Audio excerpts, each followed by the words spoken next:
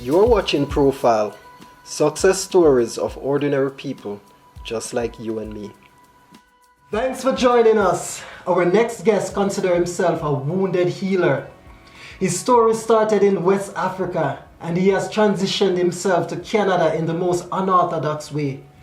From a life of survival, his success is now helping those battling addictions and other crimes to find their own transformations. Everyone, I want you to help me welcome Athumany. Athumany, thanks for joining us.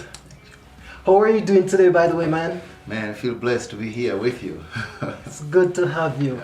I know you have one of the most compelling stories, and I want you to share with us your story because we want to inspire, we want to educate, and we want to use your story as a tool to equip others so that they recognize that whatever they are going through in their own life, they are not the only one.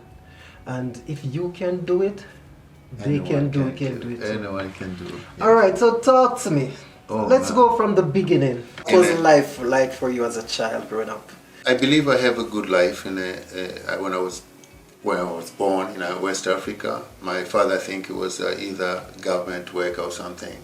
I didn't know much, but he was killed in 1981. At that time, I was only like 14 years old, and Liberia was in turmoil of Sergeant Samuel Doe chaos in Liberia. So me and my mom, we were helped to escape.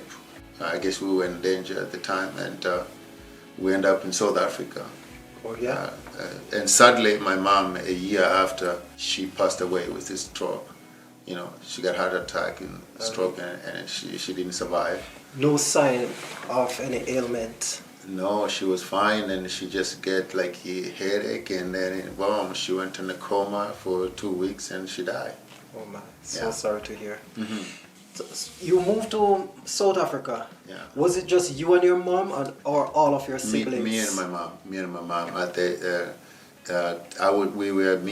We were born to me and my sister, but my sister, she passed away. Oh, sorry to hear. So you're the only child? I was the only child. Right so now. Me and my mom, we survived to go to South Africa, escape that chaos, and she died. So I ended up to be an orphan in South Africa, where it's like I don't know. It was like the only thing I can remember. I believe that I have to steal. I have to lie. I have to hide. I don't have to be real. I never be myself until 1993, when it came to idea that there's a better world out here, and I want to get it. So I took a stowaway, and I ended up in Canada, 1994. What is a stowaway? It's when you hide in a cargo ship, you sneak in a ship. I remember me and my friend, we went through the rope. I remember my hands was all wrapped up, but yeah. You can't let it go. If you let it go, if you fall under the water, you die. Even if you know how to swim. I didn't know how to swim. I don't know how to swim until today. If you fall under the water, because the ship is like, you can't come out.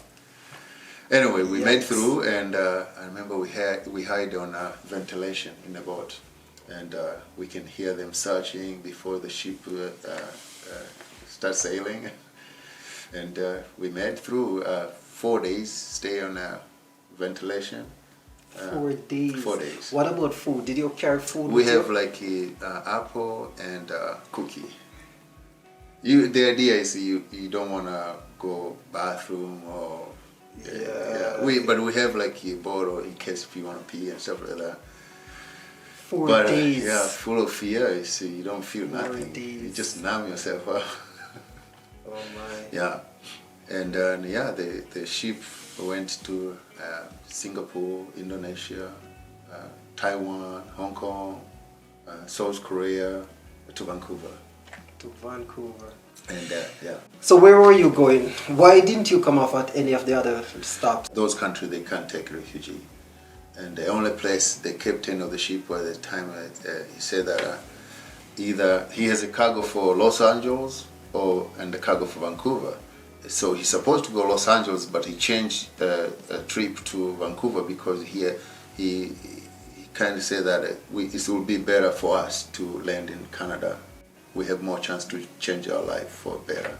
In Canada? So, yes. And so you were let off in Vancouver? In Vancouver, and the migration came in a cargo ship and said, welcome to Canada. Okay. You have an opportunity to change your life here. I was nice. 22. Yeah. Thereabout, yeah. Yeah, 22 yeah. About, yeah. Okay, so that was wonderful though that they welcome you here. Yeah. That's good. So what happened next? In the ship, I remember I used to think like this is a very Christian country, that I'm going to come and change my life like 100%. I don't have to do crime. I don't have to do any of those kind of things. But for bad luck, there's no other place for me affordable for that amount of money. I found myself right on the downtown east side, Brandy's Hotel. How much did you get on that welfare check? You get about 525, and the hotel is like 300 or something. Per month? 325 or something like that, so you have like 175 to spend a month.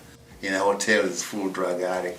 Like I'm going to go to my room, someone is shooting heroin in the elevator. Second day, I woke up, I'm in a lobby, sitting, and the guy show up and say, yo man, where you from? And I'm from Africa, I'm West Africa. I'm from West Africa too. You want to make money? Just like that. And I was like, how to do it? They say, all you have to do is just hold my stuff. You know, so I started working with him, selling drugs, and yeah, second day in Canada. I didn't know much, but I had no other way. I don't speak even good English at the time. I'm very broken, like I can only speak few words. Awesome. Let's back up a little bit. Uh-huh. You said the immigration accepted you. They yes. gave you a welfare check. Yeah. And then they just send you out in society? At the welfare office, they give you a list of low-income housings that you can be able to find. What about jobs? Did they give you any means of making an income? At that time? Yeah. I don't have even work permit. Yeah, of course. Yes. So it's like I'm a refugee claimant. Yeah. So I'm in the process of becoming refugee status. So it's like you can't work. But they show us like a mosaic place where you can get like cheap clothes or free clothes, and they show us like food banks and stuff like that. Like they show those kind of area that in a paper that you can get this help, these resources of where to get it. But at the same time, I think because of my survival skill, it's like I went and looked those things, but it's not accurate for my ability. Like I'm like, this is for like maybe people who are, you know, that can survive. So you chose to work with this guy? It's not. I don't know. When I look at choice, I didn't have no choice. It's just I grew up survival. I grew up hustling. It's just like it's in my nature. Right. I mean, I don't question that. Like that fear, police, adrenaline is like part of my life, running from cop all my life. So since I was a kid, so it wasn't a surprise. So I just fit in, something like that. I just fit in, yeah. All right, so 94, second day in the country. You're now selling drugs. What happened next? I start to do, there's a place they call Carnegie Learning Center. Okay. I start to do my upgrading English and math at the same time. That when I do those hustling and I go there every day and spend an hour or two in classes, like it's a free classes. Understand. Yeah, to get like a job application. So I went and took this course, North Shore Education Center for Automotive Mechanics course. Nice. Yeah. Nice. And then, in the beginning of my course, I met this lady. That woman eventually she became my wife. Nice. You know, and we have 2 kids. 2 years later, I got sunk into my disease of addiction. So for 3 years you did not take any? Yes. What happened? Why after a sudden you just... Because I never even been around the crack. And then someone came up with a party. Said, I got it. I got it. And then everyone tried, but they not everyone get hooked in. But I got hooked in very badly. No, just like that. Yeah. Yeah, I can't stop using. Every time I start, I go for, like if I start on Friday, I got a job, I work at auto body mechanics because I took that course, you know, so I work in a body shop. And, but every week, every other weekend, I would go to my friend and, or eventually I just go and pick it up. And as soon as I started, I may say, I'm going to just smoke 100 or, but I would go like Friday, Saturday, Sunday, Monday. And then I won't show up home until at the end of 1997. I got fed up with that. I can't tolerate anymore what they call powerlessness, or like that kind of hopelessness that I can't do nothing about it. So I went home and I packed my bag and I say like, I have a problem that I don't know what it is, but I can't be here. Did your wife know about your addiction? No, I didn't tell her. I didn't, because it's one of those things, you know it's bad and you know you can't say it. Because if you say it, you'll be judged badly. So I can't say it. I can't tell the truth. So you moved out? I moved out. Where and did she you tried go? to say like, I can help you. What is this? And I say gambling. I say gambling, you can get help. And I'm like, no, not this kind. So I went back to Hastings. I went back now full-blown addict. Before, it was just fresh from Africa, hustling, you know what I mean? Good hustler, get into fights, all those kind of things. It's tough. And this last time I went, 2 years later, I went back full-blown addict. And, were you still selling? You have to sell now to support habits, not to feel good. It's just to support habit, to survive. To feed addiction, almost. That's what it is. It got worse and worse and worse. Like you start to get arrested for trafficking. Battles, you know, addict fighting, and I remember I broke my legs, you know. In what, in fights? In a fight, I remember it was like a movie. Someone say like, yeah, give me 60 drugs, and I give him, and they tried to drive away, and I ran in a car, and so he's tried to shake me off, and I fall off the car, and I landed on my knee. So it's kind of, yeah, I end up to be on a cast for like, I don't know, I wasn't able to walk. And then my ex-wife came back to my hotel, and because I called her, I said like, yeah, I can't walk. She can pick me up. But that night, we created another baby. I know. So I ended up to have two babies. That's helped me actually. For some reason, I started seeking for help, and from there I went to my first treatment center in Abbotsford, King Haven. But I didn't graduate the treatment. My friend came pick me up, and we went to get drink. We drink, and then we use drugs. But I didn't go back to Hastings, but I struggled with addiction for another year. And then I moved back to Kelowna, to my wife. She took me back, this lady, special lady. I think she always had faith on me, which is kind of one of the best things, I think, to have people, I think, have faith. So we try again, but this time I say, if I do relapse again or go back using drugs, we have to get divorced.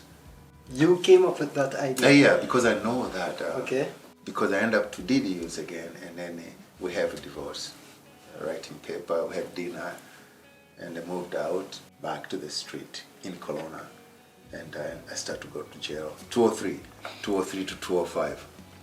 So that year, from 201 to 203 was like battling, like with good and evil, you know. So I ended up to go in and out of the jail, in and out of jail. And then in 206, that's when the really transformation happened. I was in jail, and then I decided, at the time, wife, now, they're already gone. She already gave up on me, I give up on myself. But and then I was in jail, and I thought like, I saw gray hair coming. Yeah, I was in the mirror, and I said like, I was wiping my hair, I thought white stuff, and then I found out they were gray hair. You know what I mean? And I'm like... And you were like, what, 30? 38 now. 38. 38 now. 38, and that's when I for some reason, I broke down. And... in prison? In prison. And I was It started when I went in this last time in prison. It happened. I know everyone in the unit in that jail. You're a regular. I become regular.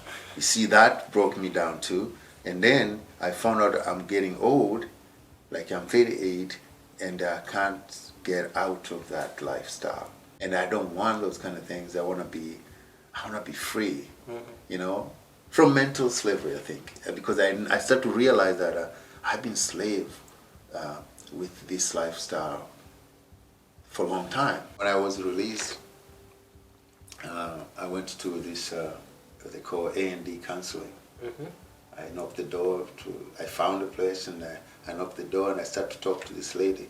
And I told her, like, who I am, like, my story, like. I asked her, send me somewhere would be far away from everyone, that I can just walk away, that I can stay there for a year in my transformation, like, hopefully God will praise me. And then, so one day she called me, she said, I found a place for you. It's called Miracle Valley.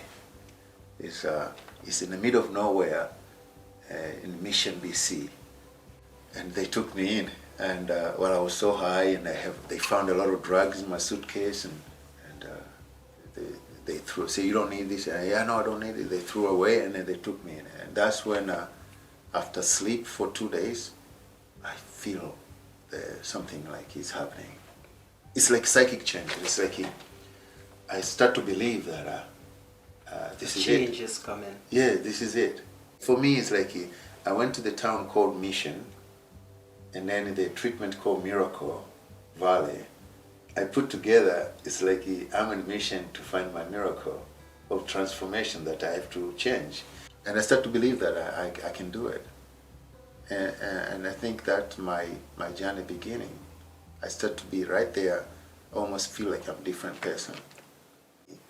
I got hired in a granite shop. And they trained me how to, because of my outer body skill using the power tools, I can use the same skill to work on fabricate granite kitchen countertops. So I did that for a few years. At that time I was like 5 years clean, and I have a new girlfriend and 2 kids. 2 more kids? 2 more little kids, yeah. Okay. Boys, yeah. And I was already participating in a community of helping other. So when WCB asked me what I want to do, and I decided to go to that kind of field, becoming a helper. When I was in college, we went to this treatment for a field trip they call Bowen Island. It's kind of one of the expensive treatment center.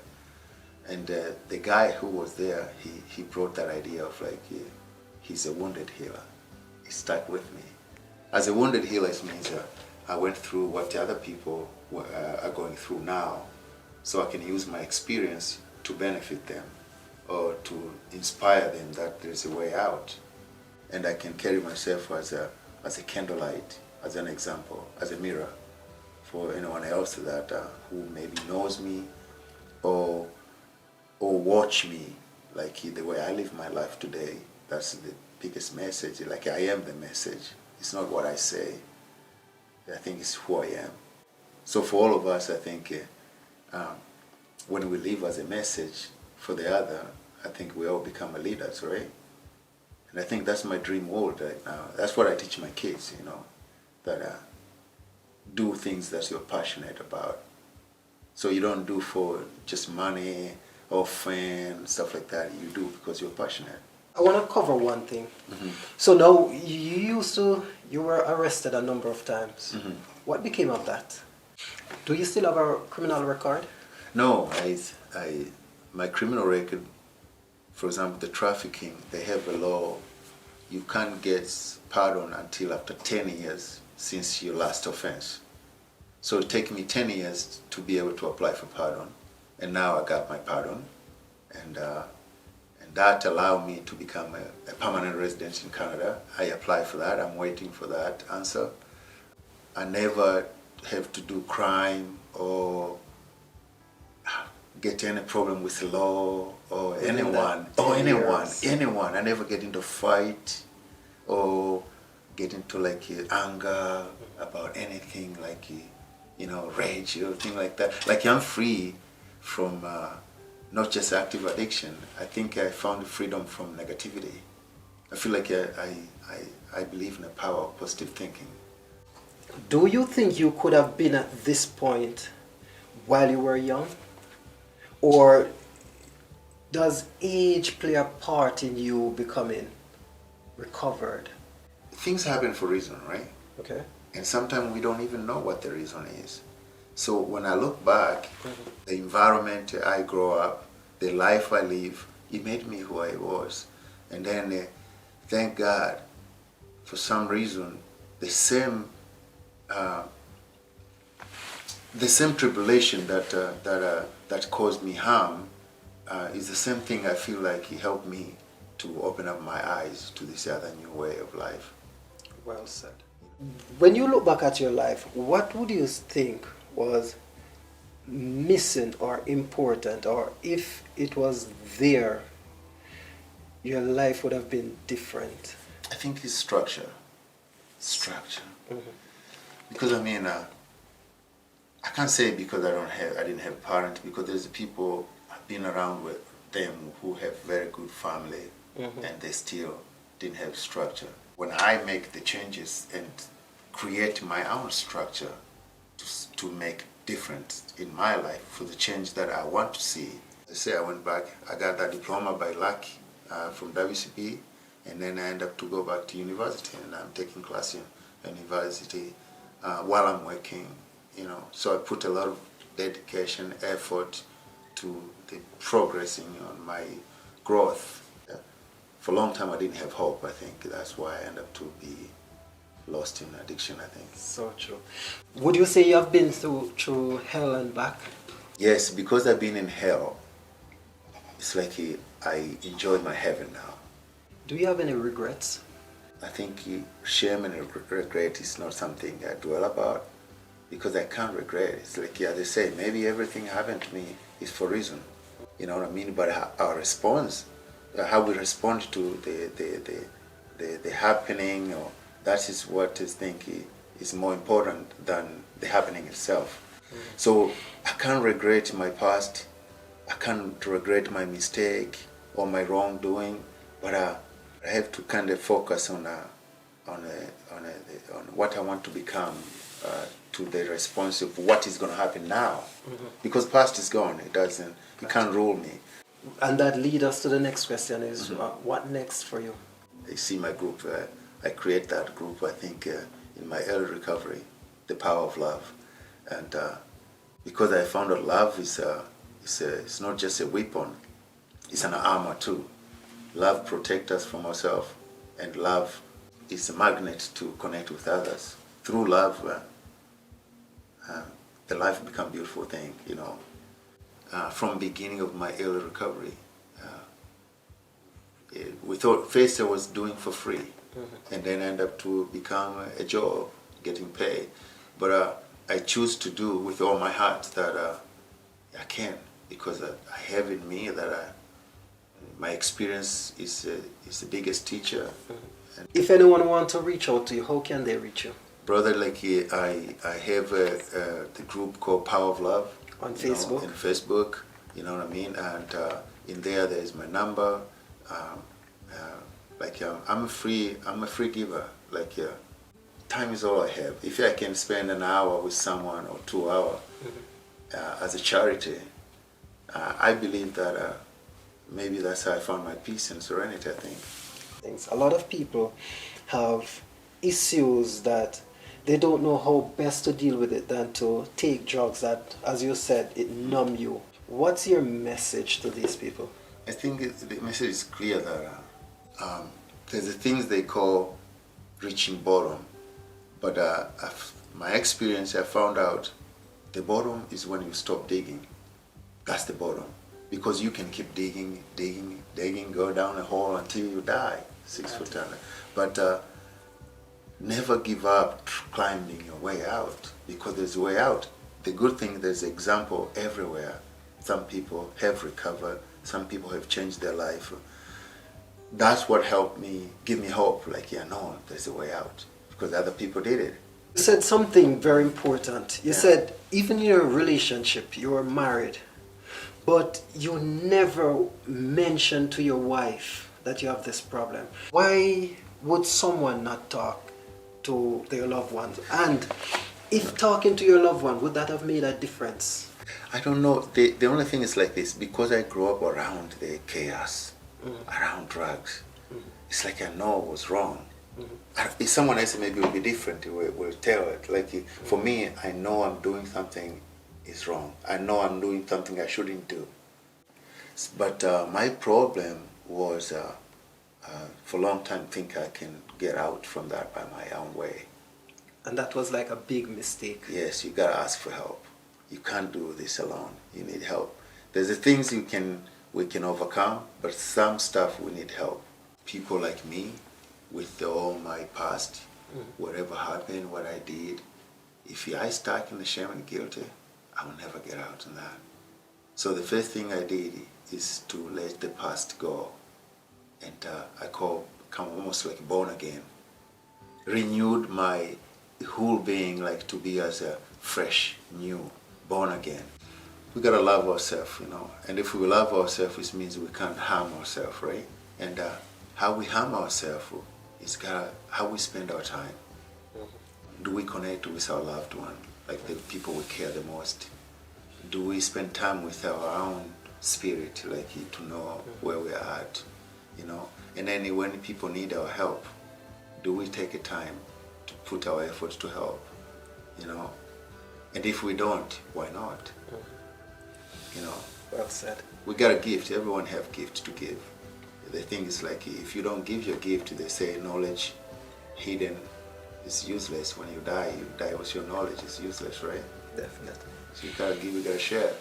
Awesome. Thank you, man. Thanks, Thank brother. you. It was a pleasure. It's a pleasure. And remember, your personal life experience is for you to use to help others. Yes.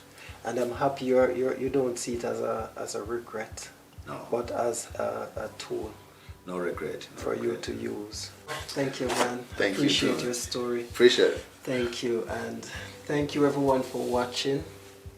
Thank you. I'll see you next time. Bye for now. Bye. Thanks.